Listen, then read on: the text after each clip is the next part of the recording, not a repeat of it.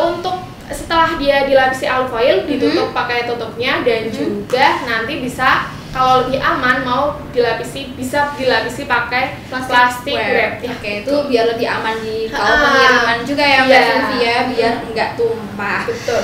Kalau kamu butuh info update seputar peluang usaha, serba-serbi bisnis kuliner, inspirasi bisnis, dan kisah sukses pelaku usaha, stay tune di channel YouTube TV Bisnis. Video ini dipersembahkan oleh Dikemas Rumah Kemasan, Your Creative Packaging Solution. Assalamualaikum warahmatullahi wabarakatuh. Kembali lagi di channel TV Bisnis bersama saya Ulia dari dikemas.com. Kita kembali lagi di segmen Ngobras, Ngobrol Kemasan.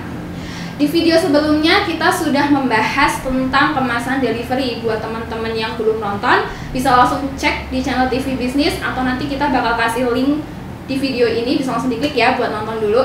Nah, di video kali ini kita akan membahas tentang kemasan bumbu. Kenapa sih kemasan bumbu? Karena di era 2020 ini, di era modern ini, banyak masyarakat yang semakin disibukkan oleh segala macam aktivitas.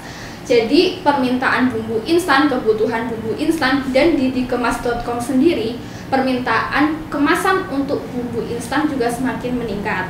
Nah, kita ngobrol-ngobrol nih langsung sama salah satu CS dari dikemas.com yang paling sering nongol di channel ini.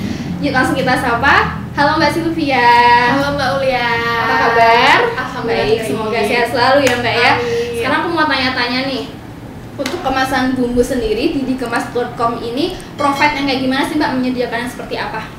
Kalau untuk kemasan bumbu sendiri, kita ada beberapa macam kemasan. Oke. Tergantung kemasan bumbu seperti apa yang kalian cari. Itu biasanya disesuaikan dengan produk bumbu seperti apa yang ingin kalian kemas, dan juga target pasar kalian itu mau kemana? Mau ke pasar tradisional atau ke retail modern?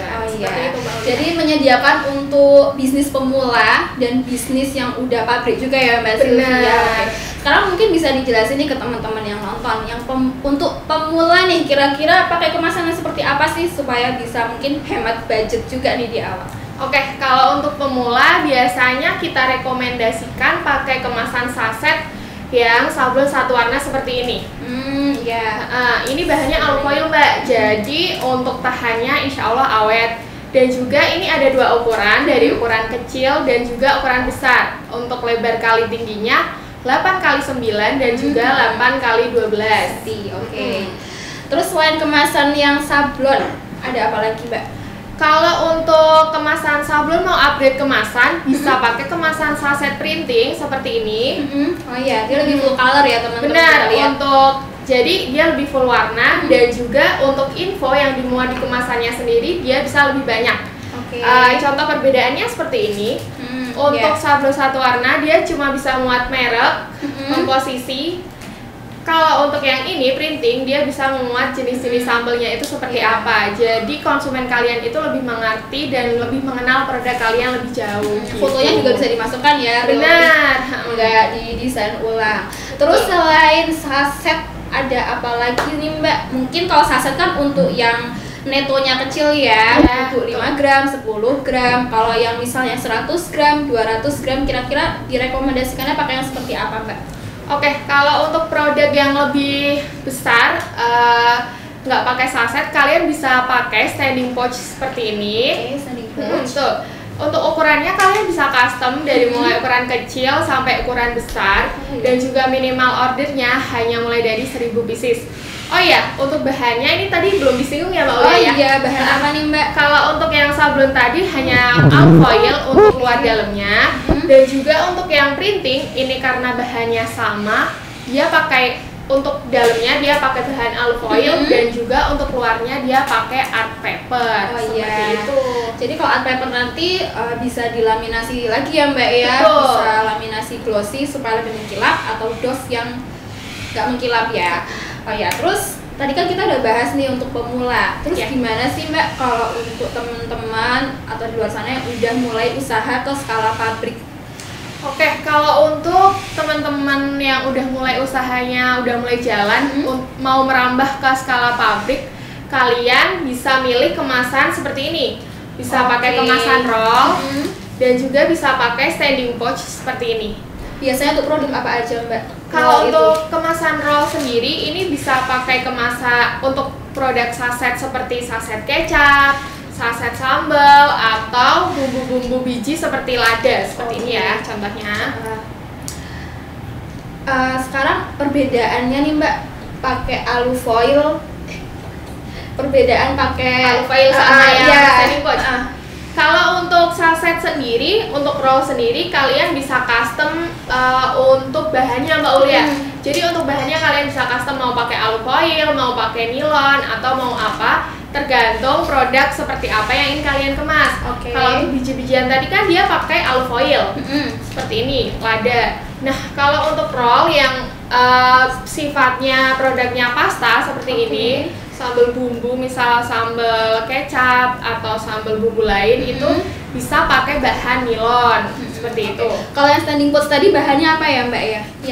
Kalau untuk standing pouch seperti ini, seperti sambal asli petis ini, Mbak Ulia bisa milih pakai kemasan dengan bahan PET atau dengan bahan nilon.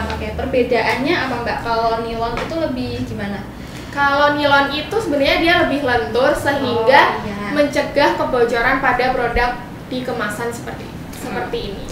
Kalau saya lihat nih Mbak kan itu ada kemasan botol ya? Iya. Mungkin bisa dijelasin ke teman-teman fungsi botol itu seperti apa? Selain kemasan saset dan juga standing pouch seperti yang sudah saya sampaikan di awal, ada juga kemasan botol seperti ini. Untuk desainnya hanya bisa stiker Mbak Ulia, jadi nggak bisa sablon atau printing seperti yang sudah disebutkan di awal. Untuk kekurangan dan kelebihannya sendiri gimana Mbak pakai kemasan botol ini? Kalau untuk botol sendiri, ini kan biasanya untuk botol sambal itu ada dua bahan, bisa pakai bahan plastik atau bahan kaca. Untuk kekurangannya sendiri biasanya dia di pengirimannya harus lebih ekstra atau lebih membutuhkan treatment khusus. Seperti botol ini, dia biasanya dilapisi alufoil setelah terisi produknya, lalu bisa di-sealer. Kalau untuk yang manual bisa pakai setrika, atau kalau kalian punya alat sealer lain bisa pakai alat sealer itu.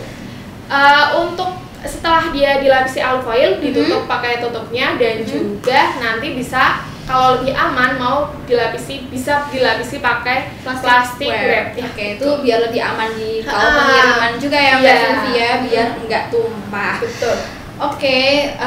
Kayaknya itu dulu deh Mbak yang aku tanya-tanya ke Mbak Sylvie. Semoga bermanfaat juga ya buat teman-teman yang nonton. Buat kalian yang mau tanya-tanya bisa langsung hubungi aja seperti biasa, nanti kontak CS-nya akan kita taruh di deskripsi box. Gitu aja Mbak Sylvie. Terima kasih. Jadi buat teman-teman nih yang mau lebih tahu banyak lagi tentang info bisnis, tentang info kemasan, kalian bisa langsung subscribe channel ini karena subscribe itu gratis.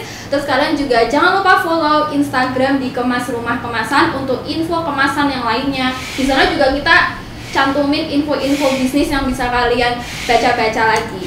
So don't forget like, comment, dan share ke teman-teman kalian. Kalian juga boleh kira-kira topik apa lagi nih yang mau kita bahas di video selanjutnya, kalian boleh tulis komen di bawah. Jadi gitu dulu. That's all for today's video. See you guys in the video. Wassalamualaikum warahmatullahi wabarakatuh. Bye-bye.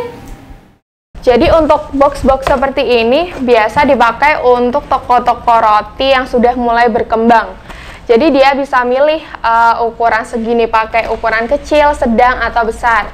Dan dia juga ada windownya, sehingga produk yang ada di dalamnya terlihat oleh konsumen, sehingga lebih menarik minat konsumen untuk membeli produk kalian. Dan yang selanjutnya yaitu kemasan kue kering untuk toples. Nah, contohnya seperti ini. Untuk toples sendiri biasanya juga ada ukuran 250 gram atau 500 gram. Jadi kalian bisa milih mau ukuran 1/4 atau setengah kilo. Nah, kalau untuk pilihan desainnya, kalian kalau untuk toples bisa pakai stiker. Stikernya bisa bentuk bulat atau bentuk kotak atau bentuk lain yang ingin kalian buat, bisa banget kita bantu. Nah, untuk kemasan toples ini biasanya sering dicari saat momen-momen lebaran. Jadi, H-2 bulan atau H-3 bulan sebelum lebaran, para pelaku usaha roti atau cookies-cookies kering biasanya sudah mulai mencari produk toples seperti ini.